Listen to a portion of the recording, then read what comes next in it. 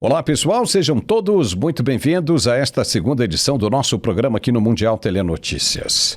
O noticiário político desta sexta-feira bate em uma palavra que virou regra em Brasília: blindagem. A CPMI revelou que Lulinha e o careca do INSS viajaram no mesmo voo para a Europa, mas a base governista barrou a quebra de sigilo da lista de passageiros e impediu a comprovação oficial do encontro. No mesmo dia, a oposição reagiu com um pedido explosivo: a extradição de Lulinha da Espanha, onde ele vive desde que o escândalo ganhou força. Enquanto isso, no Supremo Tribunal Federal, Dias Toffoli paralisa a investigação bilionária contra o Banco Master, alegando foro privilegiado após a citação de um deputado. Um caso que pode envolver até 17 bilhões de reais em fraudes, agora dorme em sigilo absoluto no STF. E nos bastidores da política o jogo também mudou. Jair Bolsonaro, preso desde setembro, bateu o martelo. O candidato da família em 2026 agora será o senador Flávio Bolsonaro. Tarcísio de Freitas fica fora da corrida presidencial e passa a ser o principal puxador de votos em São Paulo. No exterior, um acordo que pode virar crise. Donald Trump negocia com Lula a possível revogação das sanções contra Alexandre de Moraes, com contrapartidas que envolvem terras raras, redes sociais, China e até a Starlink de Elon Musk. A ala mais dura do governo americano resiste. Bolsonaristas explodem nas redes sociais e o Brasil vira moeda numa das negociações mais sensíveis da década. Esse é o Brasil de hoje. Voos protegidos, investigações congeladas, herdeiros lançados e sanções em leilão internacional. O MTN 2 começa agora. Durante a sessão da CPMI do INSS, o relator expôs que Fábio Luiz Lula da Silva, o Lulinha, embarcou no mesmo voo que José Carlos Batista Nunes, o conhecido careca do INSS, acusado de desviar bilhões da autarquia e pagar mesada de até R$300 mil por mês a um grupo de operadores. Os dois teriam viajado lado a lado para Portugal. O voo de Brasília a Lisboa teve data e número exatos informados em plenário. Veja. Direto na Brasília Consultoria no Balancete. E quem é Daniela Fonteles? Publicitária que foi do PT. Daniela Fonteles recebeu milhões de reais do esquema do INSS. Aquele requerimento anterior da passagem. Olha, eu não sei por que fizeram tantos dias. Eu não falei nada até agora, mas Polícia Federal, pegue o voo que impediram aqui a lista de passageiros do dia 8 de novembro de 2024 para Portugal, JJ, e tem aí. E os senhores irão encontrar uma quadrilha dentro do avião. E aqui sem nenhuma invenção. No dia 8, quem estava ao lado de careca do INSS no avião era o filho do presidente da República. E se isso for mentira, eu renuncio à relatoria. Então, eu acho que deveria ser justa a aprovação.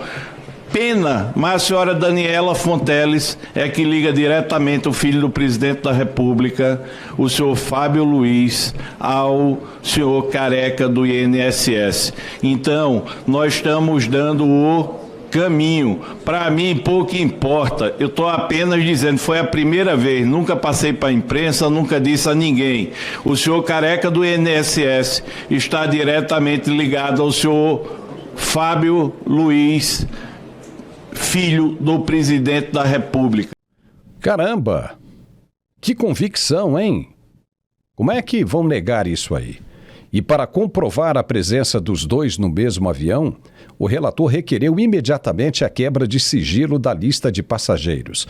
A base governista, em bloco, votou contra e barrou a medida, impedindo que o documento viesse à tona. A mesada de R$300 mil, segundo as investigações, era bancada com dinheiro de aposentados e pensionistas. O deputado Felipe Barros chamou a atenção para a coincidência do filho do presidente da República se mandar para a Espanha no mesmo momento em que o escândalo do INSS estourou. Veja o que ele disse. Só quantas coincidências que estão acontecendo nesses últimos meses.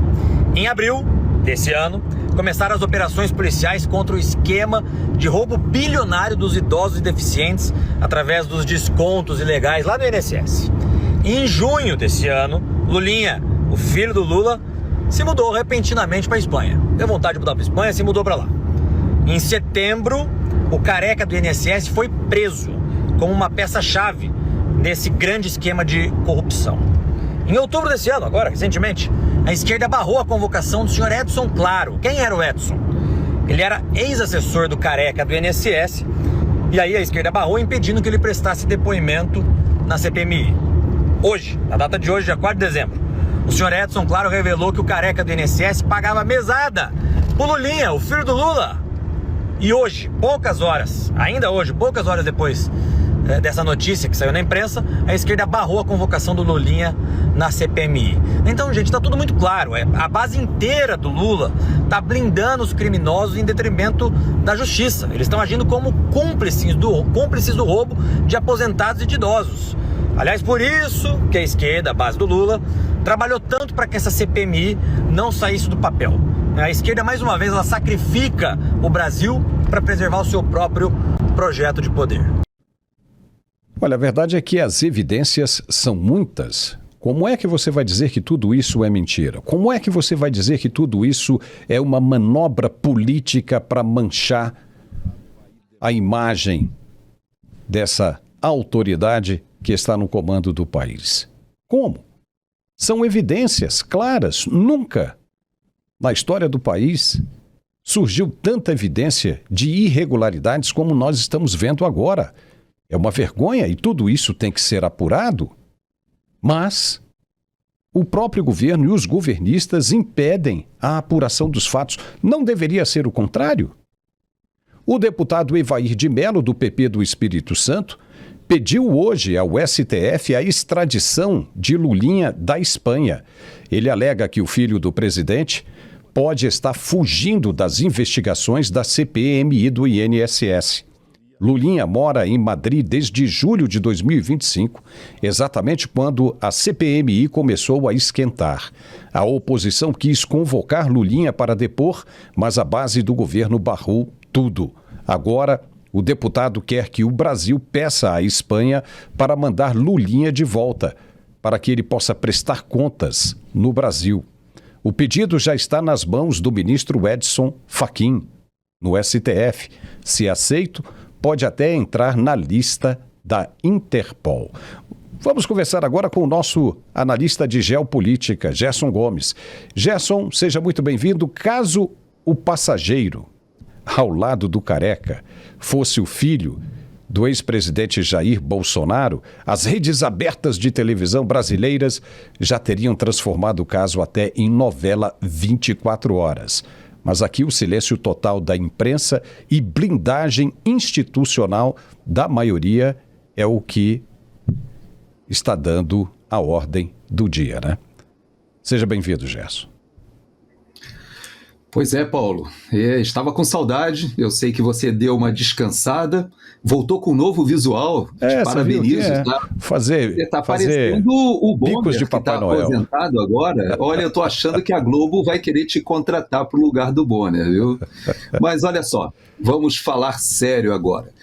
Eu queria fazer algumas provocações e reflexões em relação a esse voo e até aos trabalhos da CPMI, que avançam não somente no irmão do presidente Lula, agora no filho do presidente Lula. Mas alguns aspectos me chamam muito a atenção. Durante essa semana, nós vimos aquela movimentação do Gilmar Mendes e muita gente entendeu aquele movimento como um movimento de demonstração de força do decano do Supremo Tribunal Federal. Eu, por outro lado, eu olhei aquele movimento como um ato de desespero. E eu digo para você que minhas fontes indicam que parte do desespero do ministro Gilmar Mendes, que se divorciou aparentemente para separar as questões até financeiras dos conflitos de interesses do escritório de advocacia de Dona Guiomar, ele tem em Portugal a base do famoso Gilmar Palusa. E eu não duvido e gostaria muito de ver nessa relação de voo se não haveria outros integrantes dos eventos que acontecem ali em Portugal. Não podemos esquecer que hoje o principal braço logístico financeiro do PCC na Europa é em Portugal. Nós temos vários trabalhos de inteligência hoje que cruzam informações que indicam que o cerco está se fechando. E o ministro Gilmar Mendes, ele é uma peça muito mais importante nesse esquema que eu imputo até com uma aparência de esquema mafioso. Veja só, tivemos várias movimentações do Supremo Tribunal Federal recentes que estão blindando, e o tema do nosso programa hoje foi muito bem escolhido. Nós temos blindagens acontecendo. E esse evento em Portugal, ou seja, este voo para o qual estava o filho de Lula e também o careca do INSS, não sabemos mais quem, porque o relator nos fala que ele até renunciaria à relatoria da CPMI, caso não fosse confirmado algumas das informações, e segundo ele havia uma verdadeira quadrilha neste voo. Então nós temos alguns indícios, viu, Paulo, que nos levam a crer que nós não estamos diante de um novo mensalão, talvez nem somente diante de um novo petrolão, mas eu digo para você que há fortes indícios de que essa conexão que hoje aflora, ela está com uma ponta solta, e essa ponta solta é a CPMI e o ministro do STF que está responsável por essas investigações. Vamos ver. Eu espero que o ministro André Mendonça continue avançando com a Polícia Federal e revele para a nação várias das pontas soltas que o relator, com certeza, depois do recesso, quando a CPMI retornar seus trabalhos, ontem nós soubemos da cirurgia que será feita pelo presidente, torcemos, pedimos a Deus que ele volte revigorado e que essas investigações avancem bastante ainda, Paulo. Daqui a pouquinho a gente vai falar sobre as sanções, né? Já que você tocou no nome do ministro Gilmar Mendes, nós vamos falar sobre essas sanções. E também já falando em STF, o ministro Dias Toffoli determinou que todas as investigações contra o Banco Master, alvo da Operação Compliance Zero da Polícia Federal, parem imediatamente nas varas federais e subam já para o STF. O motivo é que, durante as buscas, acharam um documento que cita o deputado João Carlos Bacelar, do PL da Bahia, que tem foro privilegiado.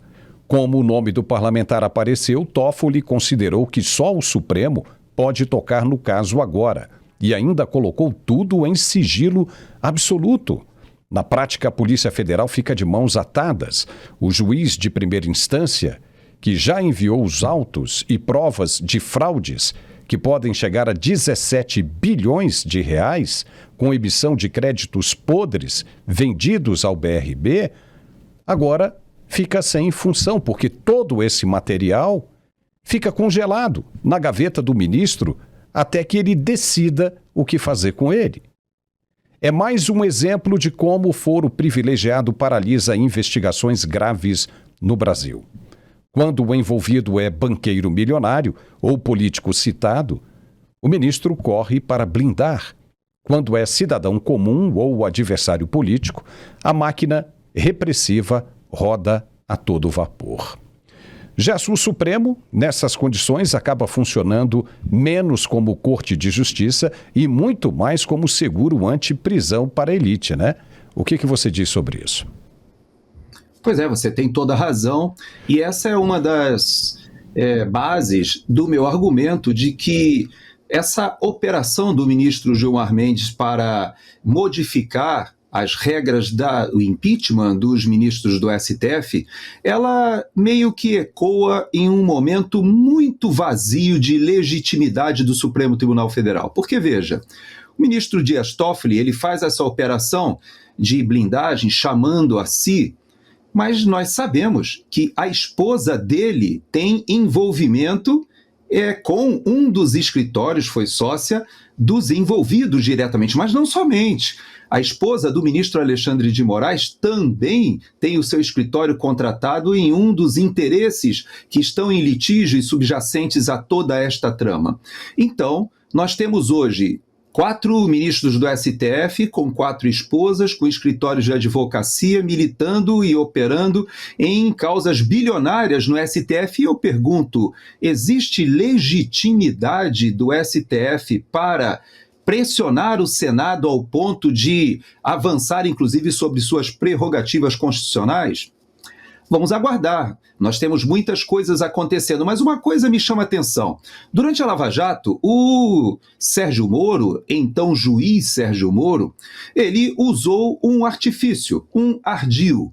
Vocês lembram que quando ele fazia as oitivas, e vários daqueles fizeram acordos de colaboração, de delação premiada, ele falava especificamente para os depoentes não citarem autoridades com prerrogativa de foro, de modo que ele pôde investigar, descobrir toda a trama, responsabilizar os atores, e quando eles chegaram nos atores políticos, ele já tinha conseguido desmontar tudo aquilo que a gente viu na Lava Jato, envolvendo grandes empresários, amigos de amigos do meu pai, que quando chegam essas investigações no Supremo Tribunal Federal, em caciques até mesmo do PSDB de São Paulo, nós tivemos uma operação abafa, tudo isso está sendo desfeito, e um dos grandes protagonistas dessa desmontagem de tudo que a sociedade ganhou de confiança até nas suas instituições é justamente o ministro Dias Toffoli.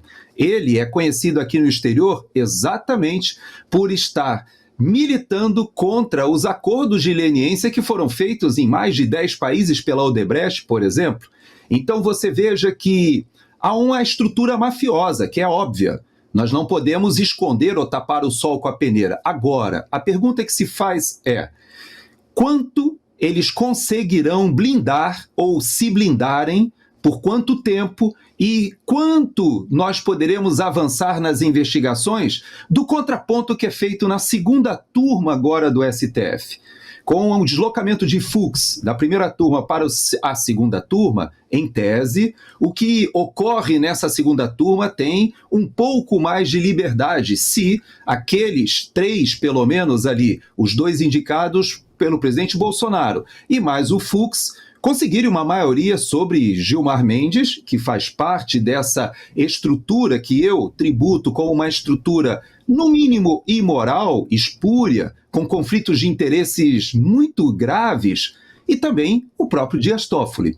Então você veja que é uma situação grave, nós temos a primeira turma conduzindo o julgamento farsesco, e, ao mesmo tempo, nós temos agora a segunda turma com a possibilidade de avançar nessas investigações que podem comprometer, inclusive, membros da própria segunda turma e da primeira turma. Vamos ver onde isso vai parar, né, Paulo? Muita água para rolar debaixo dessa ponte ainda. Veja você que no escândalo do INSS tem muita gente envolvida com foro também, pelo menos é o que está sendo mostrado, com foro privilegiado. Tanto é que o caso foi parar na mão do André Mendonça. E, no entanto, você não tem sigilo absoluto. Quando você pega um caso como esse do Banco Master, isso deveria ter transparência total.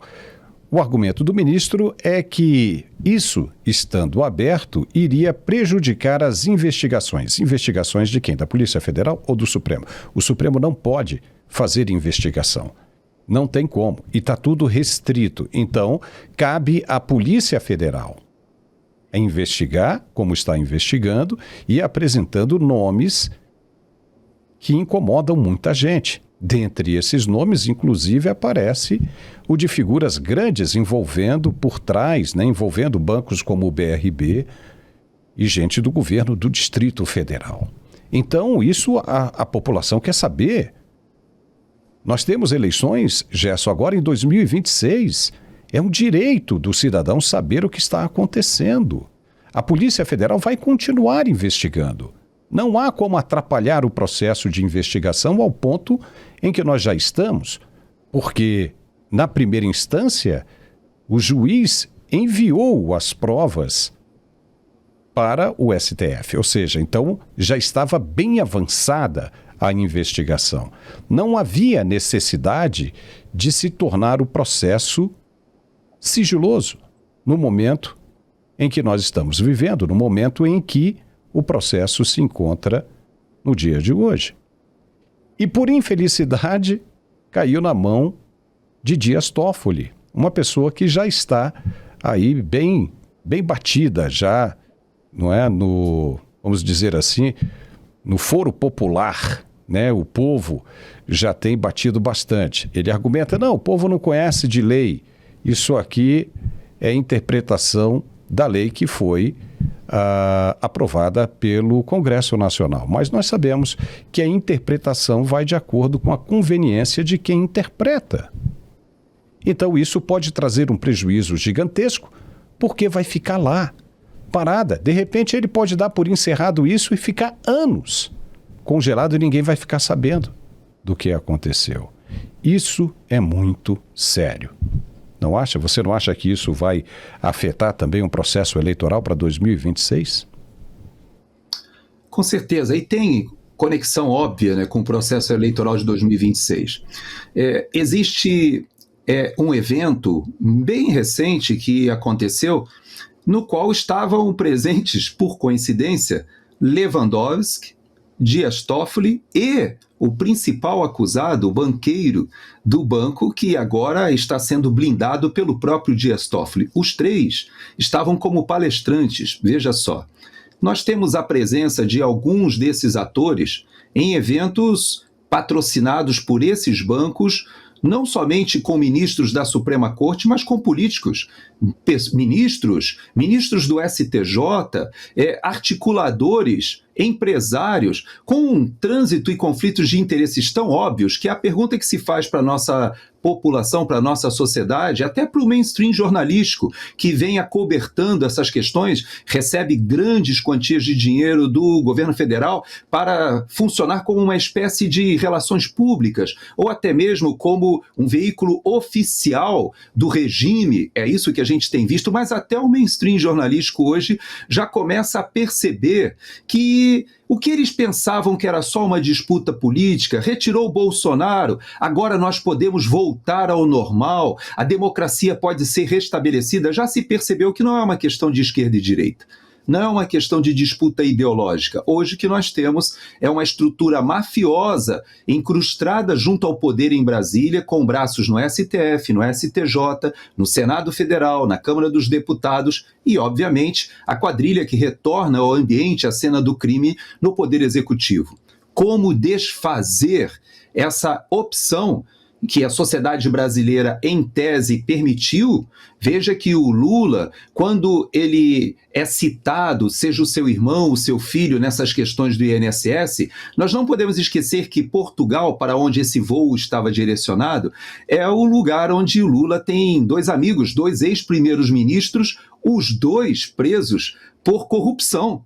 Os dois tiveram que renunciar por atos de corrupção. E eu pego só a frase de um deles, o último, que falou o seguinte sobre o Lula durante as eleições de 2022. O sistema se organizou para trazer Lula de volta e derrubar Bolsonaro.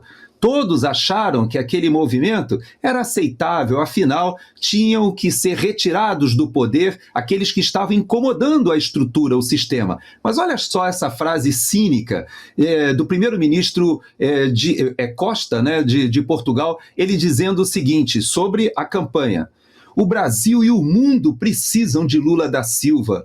Lula, conte comigo, disse o primeiro-ministro, esse que teve que renunciar porque o chefe de seu gabinete foi preso, atos de corrupção, e tantos outros, né, porque Lula já tinha relação, inclusive anterior, né, com José Sócrates, também já conhecida. Então você veja que o local, a sede do Gilmar Palusa, ela não foi escolhida à toa. Hoje, Portugal é um hub de corrupção que integra muita lavagem de dinheiro do PCC, rota de entrada do narcotráfico. Não podemos esquecer que esse barco, que foi interceptado agora com 6, 7 toneladas, que saiu de Santa Catarina, foi pego ali pelas tropas portuguesas, estava se dirigindo à Europa. Já se sabe, a inteligência europeia já consegue entender as conexões de várias dessas estruturas. Então, nós temos a Mãos Limpas na Itália, que abafou toda aquela investigação da máfia italiana, e nós temos hoje o Toffoli, o próprio Zanin, o Lewandowski, quando estava lá, agora fez essa troca com o Flávio Dino, que são atores da Operação Abafa, de conseguir camuflar tudo aquilo que já tem provas. As pessoas confessaram, as pessoas inclusive disseram nomes, devolveram dinheiro, abriram toda a corrupção que aconteceu em mais de 10 países. E tudo isso parece que, lamentavelmente, está sendo esquecido pelas nossas elites políticas, acadêmicas, militares, por que não dizer. Todos nós somos corresponsáveis por isso que está acontecendo. E a pergunta que se faz é: até quando? Pois é, né? E nunca se viu, né, como dissemos aqui no início, uma sequência de denúncias como nós estamos vendo agora. Nunca, no Brasil, nunca houve. Parece que dessa vez isso veio com força, muito mais do que nos anos anteriores. E outra coisa, o ministro da Suprema Corte jamais poderia participar de eventos como esses que a gente tem visto aí, Lide e outros mais. Não poderia, porque justamente quando acontece uma situação como essa, estão enrolados. Esses ministros deveriam se declarar incapacitados, impedidos de julgar um caso como esse, justamente pela proximidade que tem com a parte envolvida. Por exemplo, como é que o Toffoli, que esteve num evento patrocinado pelo dono do banco, que agora está aí na Berlinda, vai julgar isso aí? Como? Ele tinha que ter dito: não, eu não posso fazer isso. Eu sou suspeito, não quero.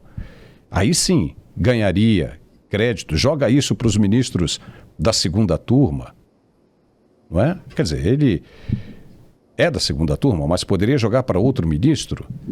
Mas não. Inclusive, a conexão que foi feita com esse parlamentar do PL da Bahia remete a um caso que estava ligado à relatoria do Cássio Nunes. Então, nem deveria ter ensejado esse sorteio que caiu ali com o Dias Toffoli. Mas vamos aguardar. Eu creio que a verdade ela é teimosa e ela acaba aflorando e vai aflorar. E agora a gente vai começar a entrar num assunto ainda um pouco mais sensível. O ex-presidente Jair Bolsonaro, preso na Polícia Federal em Brasília desde setembro, bateu, enfim, o martelo. O candidato dele à presidência da República em 2026 será o próprio filho, o mais velho, o senador Flávio Bolsonaro, que pertence ao PL do Rio de Janeiro. De acordo com o que foi publicado, Bolsonaro comunicou a escolha a aliados próximos nos últimos dias. E o próprio Flávio já avisou pessoalmente o governador de São Paulo, Tarcísio de Freitas, que era o nome preferido de boa parte da direita e do mercado. Tarcísio, agora informado de que não será o escolhido, deve focar na reeleição em São Paulo e servir de principal palanque para Flávio no maior colégio eleitoral do país. A opção por Flávio marca o fim das sinalizações dúbias que Bolsonaro dava desde a prisão.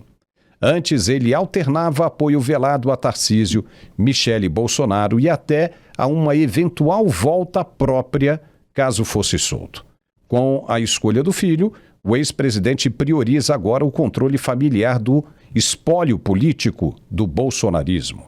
Vê em Flávio o perfil mais moderado entre os filhos e acredita que ele consegue unificar o PL e atrair o centro que rejeita nomes mais radicais.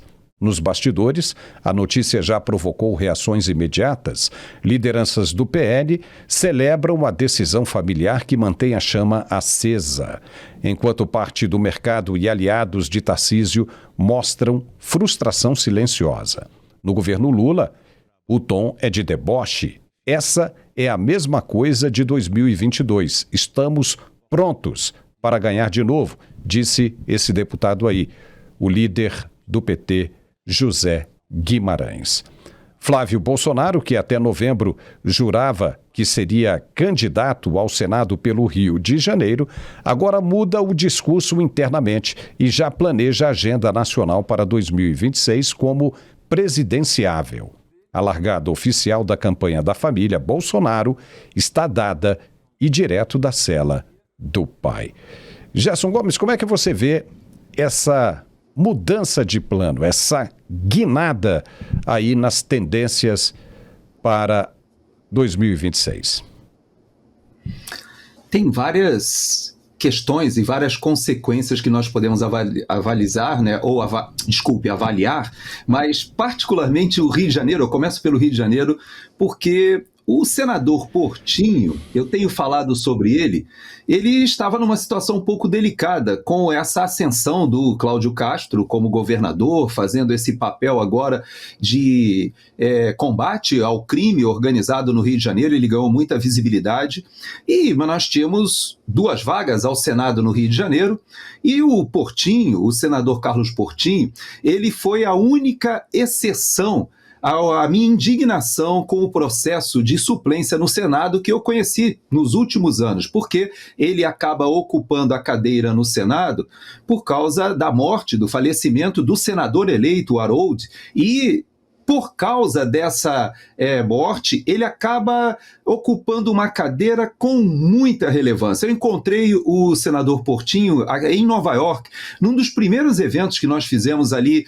de tentar levar às Nações Unidas as denúncias do que estava acontecendo no Brasil, e foi interessante porque o embaixador brasileiro nas Nações Unidas não me permitiu subir. E eu e o Paulo Figueiredo ficamos na calçada ali com os manifestantes, enquanto os senadores foram conversar ali com o embaixador brasileiro. E o Portinho estava. Eu o entrevistei e fiquei muito bem impressionado, e de lá para cá ele tem sido talvez um dos mais efetivos senadores da direita ali no Senado. E eu tinha essa preocupação. Falei, como é que vai ser com o Flávio e agora o Cláudio Castro? Bom, agora nós temos 2 vagas para não fazermos a besteira que foi feita quando no Rio de Janeiro se elegeu Romário, o que foi uma das grandes falhas, na minha avaliação, da estratégia do próprio PL ali no Rio de Janeiro. Mas vamos ampliar o nosso raciocínio. Eu creio que quando ele faz essa definição pelo Flávio, ele tem muitas possibilidades ainda, até porque ele dá uma definição que ele pode mudar lá na frente, quem sabe, se ele fosse solto ou se o Eduardo não fosse inviabilizado, ou a própria Michelle já mostrou na semana passada que tem musculatura e carisma e amealha os votos necessários até para que ela seja uma candidata.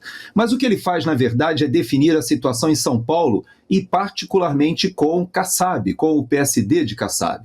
Veja que São Paulo hoje tem a possibilidade de ter uma reeleição de talvez o melhor governador que São Paulo teve em décadas.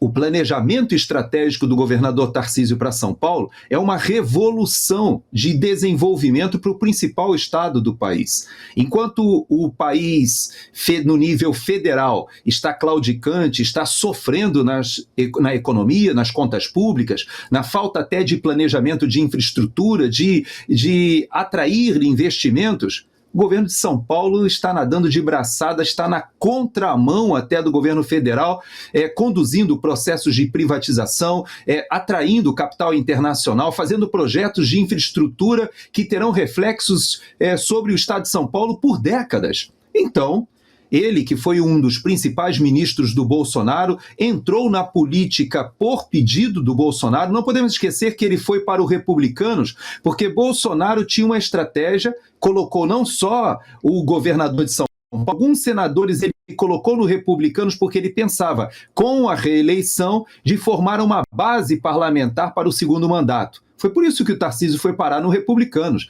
Quem escolheu o partido para ele foi o Bolsonaro. Então você veja que há uma série de desdobramentos. Acredito que essa definição em São Paulo é muito importante para a estratégia, inclusive nos estados, porque o PSD, nós sabemos hoje, que é o principal partido que dá sustentação a essa situação híbrida de ter um partido que está com Tarcísio em São Paulo e está com o governo Lula, com 3, 4 ministérios e a maioria dos senadores que poderiam, inclusive, fazer o contraponto ou colocar o Supremo Tribunal Federal em seu papel constitucional e não o fazem. Então, vamos aguardar. Eu gostei dessa definição, eu creio que ela pode ser revista um pouquinho mais à frente, mas pelo menos no que diz respeito a São Paulo e ao Rio de Janeiro, em especial para o meu amigo senador Portinho, eu fico feliz dessas duas vagas agora estarem mais abertas para uma boa disputa. E São Paulo, meus parabéns aí ao povo de São Paulo, aos paulistanos, aos paulistas, porque vocês têm um baita governador, essa que é a verdade. Veja que está tudo se encaixando aí, né? E aí pode ser que você tenha realmente razão com relação a Gilmar Mendes, né? Porque do jeito que a coisa está sendo colocada, há uma grande possibilidade de termos aí esses 2 candidatos ao Senado confirmados e ainda o nome de Flávio Bolsonaro como presidente, né? Só que, veja, ainda temos muita água para passar debaixo dessa ponte. Talvez possa ser uma boa estratégia para desviar a atenção dos opositores. Joga o foco em cima de Flávio Bolsonaro, enquanto que a verdadeira vertente segue por outro caminho. Não sei, pode ser, porque o Flávio Bolsonaro é mais tranquilão e tudo mais. Joga ali, lá na frente, a bomba explode. Olha, agora vamos falar de uma outra bomba. O governo Donald Trump avalia revogar as sanções da Lei Magnitsky impostas ao ministro Alexandre de Moraes e à esposa dele, Viviane Bassi de Moraes, em resposta a um pedido direto do presidente Lula, que chegou à Casa Branca e avança em negociações bilaterais. A proposta de troca inclui concessões brasileiras como acesso preferencial a reservas de terras raras para empresas americanas, redução de medidas vistas como censura em redes sociais, incluindo aí a liberação de contas bloqueadas, maior cooperação no combate ao crime organizado e menor aproximação com a China em projetos de satélites, o que beneficiaria diretamente a Starlink de Elon Musk. Em contrapartida, Trump já sinalizou com gestos concretos como a zeragem de tarifas sobre exportações brasileiras de carne e café, aliviando setores-chave da economia nacional.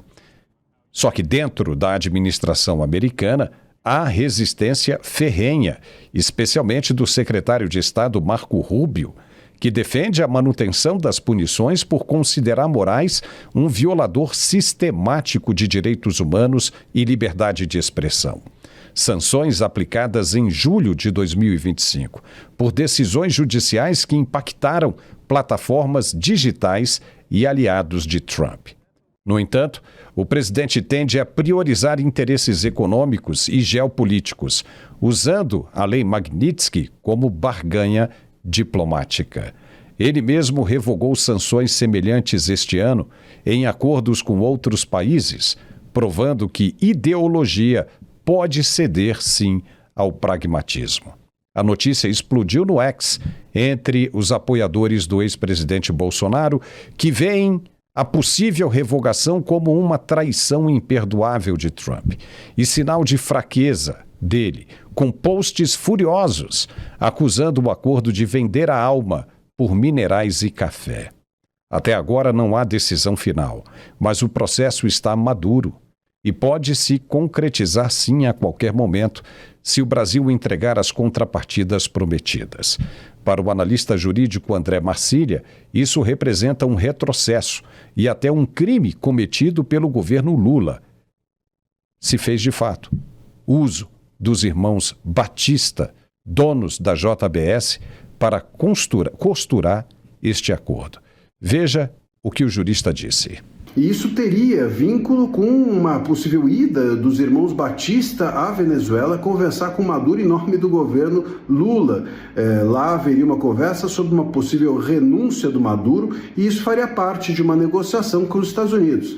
Eles fariam esse gesto com Maduro, entregariam aqui também outros segredos, terras raras, questões relacionadas ao narcotráfico, algumas concessões referentes a Big Techs e a Magnitsky seria revogada.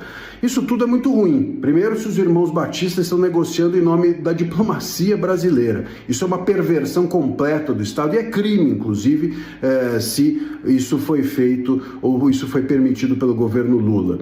Em segundo lugar, é também muito ruim se o Trump entende que a Magnitsky pode fazer parte de uma negociação comercial. Então, não há mais valores, não há moralidade por trás da sanção imposta pela Magnitsky, há só interesses comerciais. Isso também desmoraliza a Magnitsky e coloca o Trump numa situação muito ruim do ponto de vista dos seus interesses. E seria também muito ruim para o Brasil. O Lula seria fortalecido demais, isso impactaria nas urnas do ano que vem, e o Moraes se tornaria uma máquina de censura robustecida pela retirada dessa Magnitsky. Bons ventos não viriam. E, inclusive, nós estaremos no caminho, possivelmente, de nos tornarmos uma nova Venezuela. E aí os Estados Unidos talvez deveriam pensar isso. É muito mais caro combater a Venezuela hoje do que a Venezuela na raiz, como eles poderiam ter combatido lá atrás ou como poderiam combater agora no Brasil. Gerson Gomes, eu gostaria de ouvir a sua opinião sobre isso aí. O que você tem a dizer?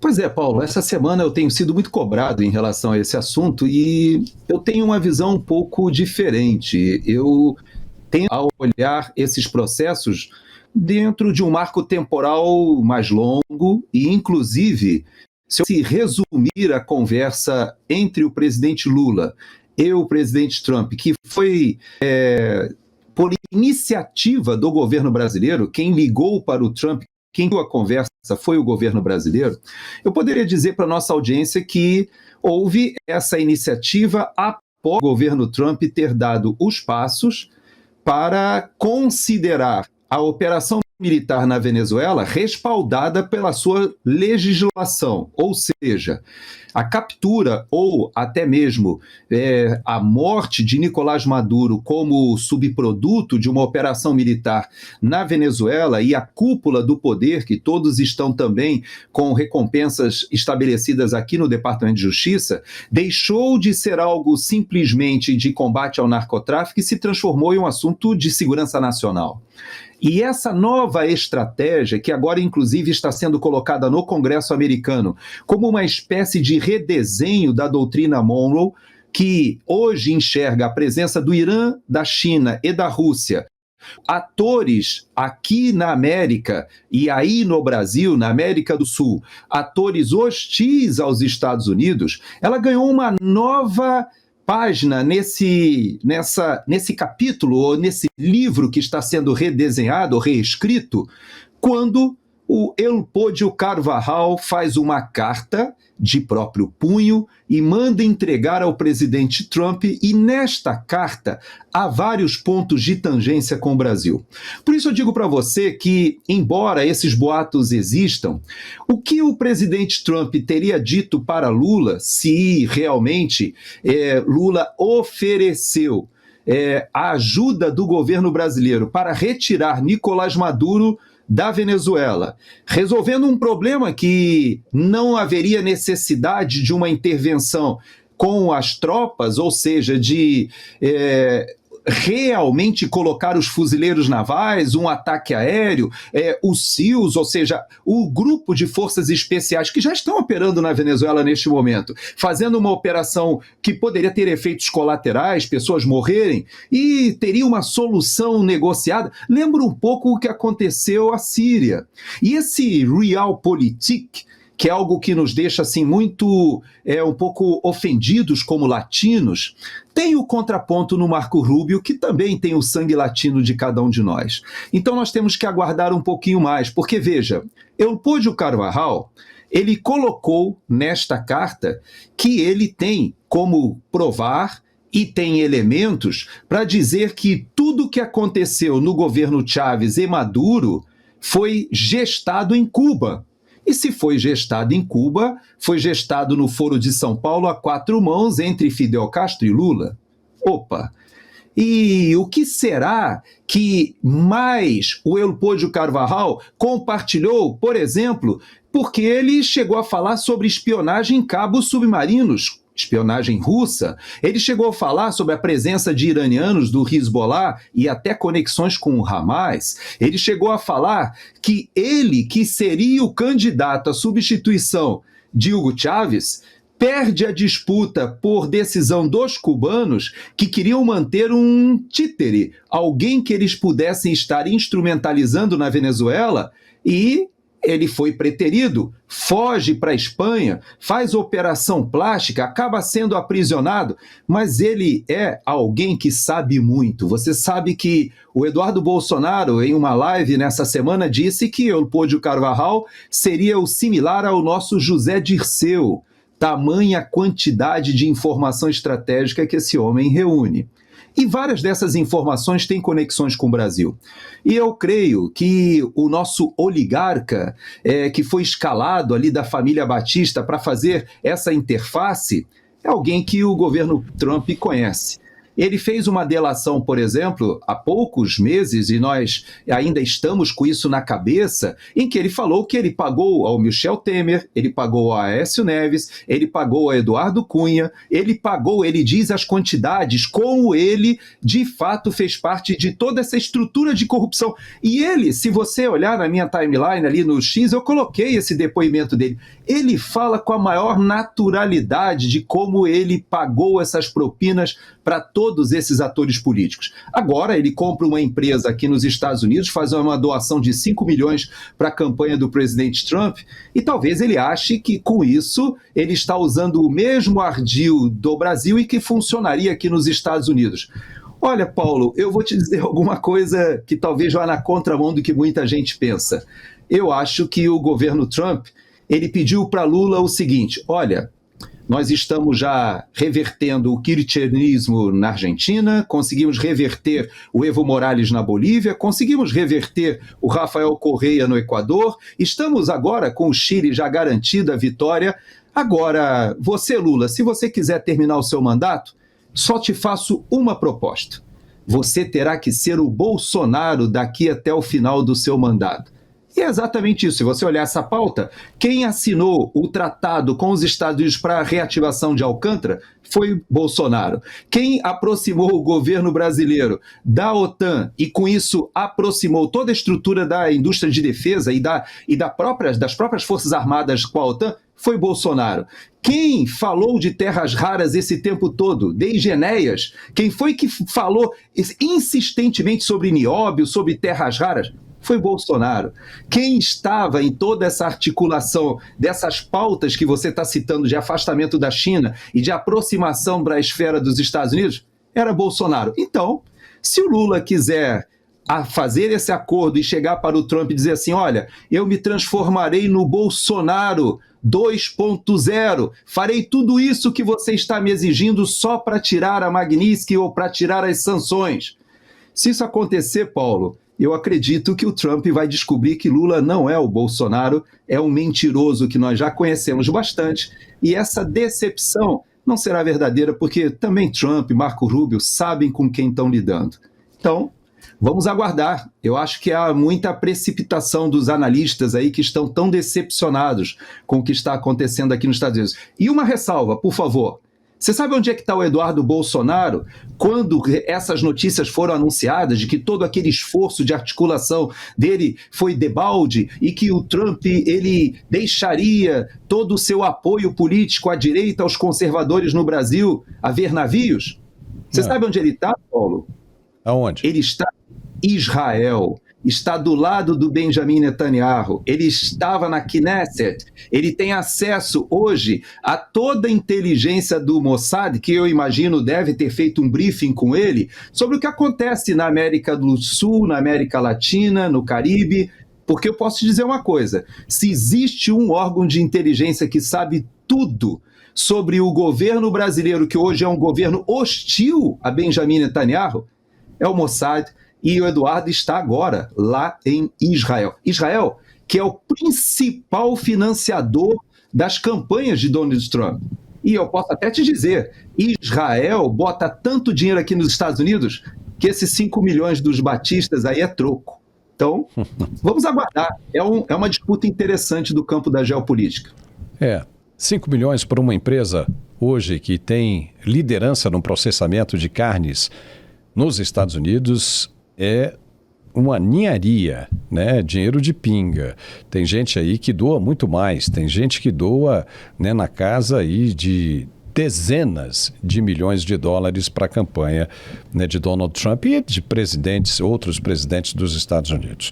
Uma coisa que é curiosa, Gerson, e que nós discutimos hoje no programa da manhã, é que se ele está mexendo, Donald Trump está mexendo, desde Cuba até a Argentina, como você disse, passando por Nicarágua, Honduras, que agora pode ter um governo de direita, né, já vai mexer na Colômbia com o Gustavo Petro, vai tirando o Nicolás Maduro, né, já tem o Javier Milei.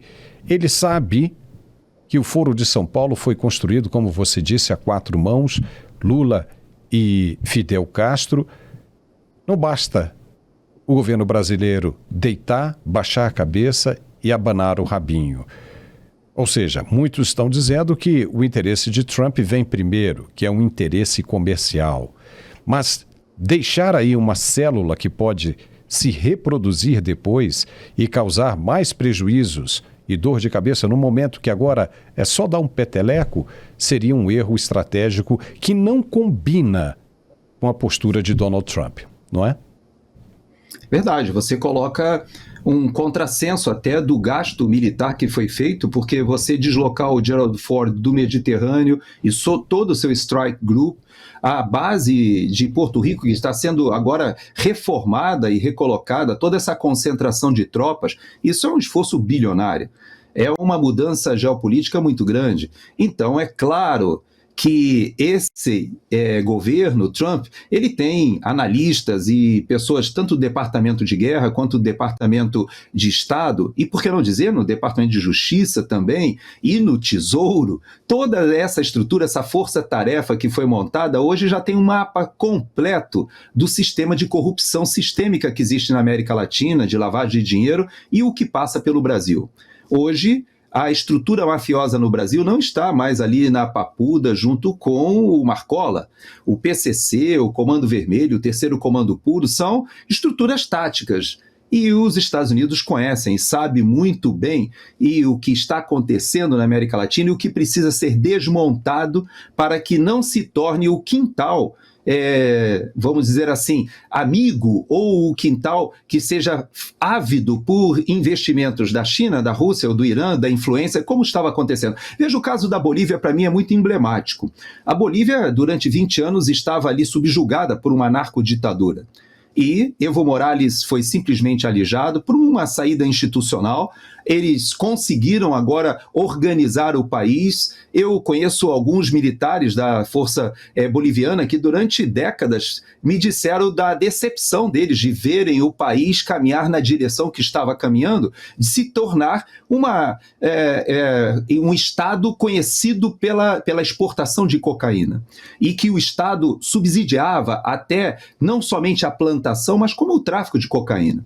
Então você veja que toda essa mudança que está acontecendo, e eu coloco também República Dominicana e Panamá, que já tinham, claro, El Salvador, que já tinha partido na frente, ou seja, há todo um entorno geopolítico hoje em que Lula está completamente cercado. E acho que existem alguns dados que nós não temos dessas negociações. Haja vista que o Mauro Vieira colocou o segredo perpétuo de 100 anos, não sei, para que a gente não saiba exatamente o que o Lula está oferecendo e o que o governo Trump está exigindo. Mas uma coisa me parece clara. Trump já raciocina, como ele raciocina na Colômbia e na Venezuela, com o que será após Gustavo Petro, após Nicolás Maduro e após Lula da Silva. Não acredito que eles tenham realmente ficado apaixonados ou uma química rolado. O que acontece é que Trump ele negocia com o ditador da Coreia do Norte, ele foi à Coreia do Norte, apertou a mão do Kim Jong-un e inclusive entrou pisou na Coreia do Norte, foi o primeiro presidente a fazer isso no seu primeiro mandato. Na Síria, ele retirou o Bashar al-Assad e colocou no poder alguém que era um terrorista há poucos meses, inclusive com uma recompensa colocada. Ele, que alguém que foi do ISIS, que as tropas americanas que estavam dentro da Síria combateram justamente esses grupos e, de repente, a conveniência para a situação, inclusive com o apoio de Israel, foi da saída de Bashar al-Assad, da saída do Irã de dentro da Síria. Com isso, cortou toda a logística do Hezbollah no Líbano, que vinha do Irã, tinha que passar pelo Iraque e pela Síria para chegar no Líbano. Então, é toda uma operação que foi montada que, às vezes, para a gente, ou pelo menos para aqueles que fazem uma análise mais rasteira, pode parecer um contrassenso. Mas não é bem isso, não. Eu acredito que existem objetivos, mas eu faço a última advertência, Paulo. Nações, governos, não são amigos. Eles têm interesses convergentes, episodicamente convergentes ou divergentes. Durante o governo Biden, a convergência dos interesses era de derrubar Bolsonaro. Durante o governo Trump, a convergência de interesses com o Brasil talvez não seja aquela que Lula espera.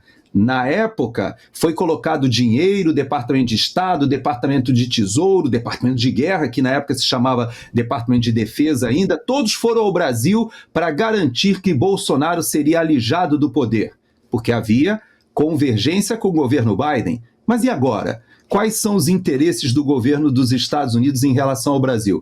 Ouso afirmar que não é ficar com esse governo corrupto que nós já conhecemos. Agora, só para a gente encerrar, Gerson, por que mesmo você disse que o ministro Gilmar Mendes estaria desesperado e que não seria apenas uma manifestação de poder?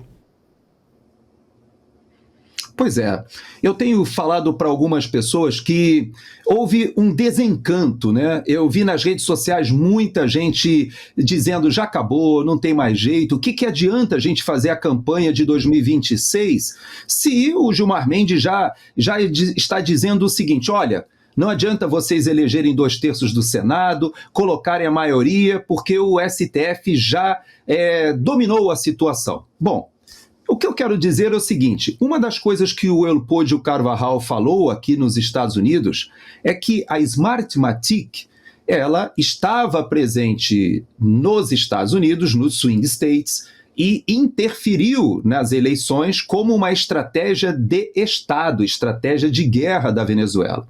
Mais ainda, ele disse que ele estava na concepção do projeto e que ele sabe que a Smartmatic, que forneceu os equipamentos aqui para os Estados Unidos, ela tinha capacidade, sim, de manipulação de resultados. Bom, muita gente fez a associação com o nosso caso brasileiro, lembrou, inclusive, da multa do PL ali de 22 milhões, quando o Valdemar, ele questionou, baseado exatamente nas suspeitas de que pudesse ter havido algum problema com as nossas urnas, particularmente as mais antigas, antes de 2020, aquelas que não foram fabricadas pela Positivo, que eram mais sofisticadas, mas as mais antigas que foram fornecidas ainda dentro dessa modelagem da Smartmatic, que, aliás, estava presente no Brasil até 2023 e logo depois das eleições desapareceu.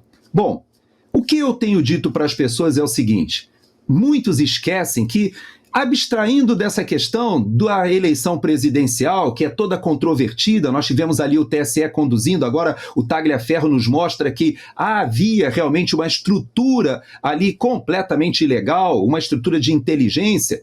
A despeito de tudo isso que nós já sabemos, de tudo aquilo que foi conduzido, da forma como foi conduzida, eu quero dizer uma coisa, quem venceu as eleições no Brasil em 2022 foi o bolsonarismo. Bolsonaro, ele emplacou seus ministros como governadores, senadores, deputados federais. Ele conseguiu colocar o PL como o maior partido na Câmara dos Deputados. E eu digo para você que se tivesse sido a eleição de 2/3 do Senado em 2022, a maioria do Senado agora já estaria, inclusive, apta para fazer esse impeachment. Então, quem venceu as eleições, saindo da questão presidencial dessa celeuma que se fala aí sobre a Smartmatic, eu quero dizer uma coisa. talvez pela sofisticação que exigiria de algum tipo de manipulação. O fato é que quem venceu as eleições de 2022 foi o bolsonarismo, Paulo.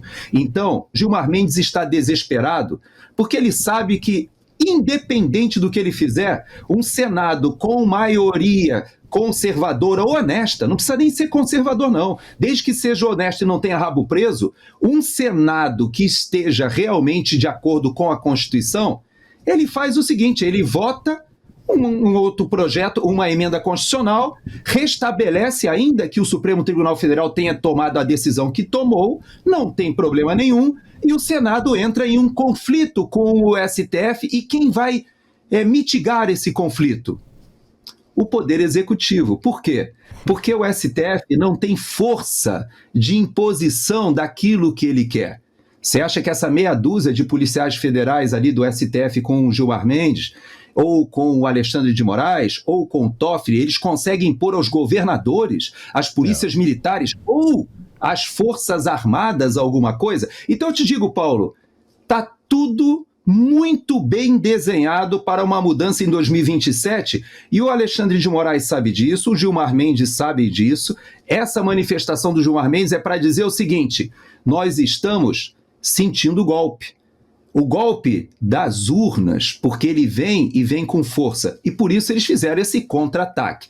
Digo para você que é um contra-ataque que, na minha avaliação, nós vimos a Bolívia, nós vimos o Equador se livrar de Rafael Correa, nós vimos a Argentina se livrar dos Kirchner, nós vimos a Bolívia se livrar de Evo Morales. Será que nós não temos competência para nos livrarmos do lulismo, do PT, dessa quadrilha que retorna ao local do crime? Nós temos que decidir isso, Paulo. O Trump está perguntando lá dos Estados Unidos, aqui dos Estados Unidos, para vocês aí no Brasil. Vocês querem continuar com essa organização criminosa? Ou vocês farão como os bolivianos, como os argentinos, como os equatorianos, como farão os colombianos que vão ejetar Gustavo Petro? Ou como fizeram os venezuelanos? Porque, veja, eles foram para a eleição, o Edmundo Gonzalez venceu, as atas estão ali no Panamá para quem quiser ver, simplesmente porque eles tiveram uma contagem pública dos votos. Vamos ver como é que vai ser a nossa eleição do ano que vem. Tem muita água para rolar. Eu acredito que o Gilmar Mendes ele está mais desesperado do que muita gente imagina. Mas o brasileiro tem o governo que merece, né? Se acontecer o contrário, se for a vontade do povo, que seja assim. Desde que aconteça uma eleição limpa, transparente. Gerson Gomes, chegamos ao final desta edição, né? Estamos aí mais um fim de semana à espera do que pode acontecer na Venezuela, né? Sempre ali o coração batendo na garganta. Vamos ver o que acontece dessa vez. Muitíssimo obrigado pela sua participação, tá? E aí a gente fica atento. Até segunda. Vamos sim. Até segunda. Não podemos esquecer que o TSE estará na mão dos aliados de Bolsonaro. O presidente do TSE é uma outra estrutura. Muita água para rolar. Tem muita coisa para a gente fazer. Não esmorecer. A eleição de 2026 é a nossa saída institucional da crise. Não podemos esmorecer. É isso aí. Forte abraço, Gerson. Bom fim de semana. Tchau. E a gente fica por aqui com esse programa. Obrigado pela companhia. Na segunda-feira nós estamos de volta. Tenham todos um excelente fim de semana e vamos ficar atentos, tá bom? Forte abraço e até lá.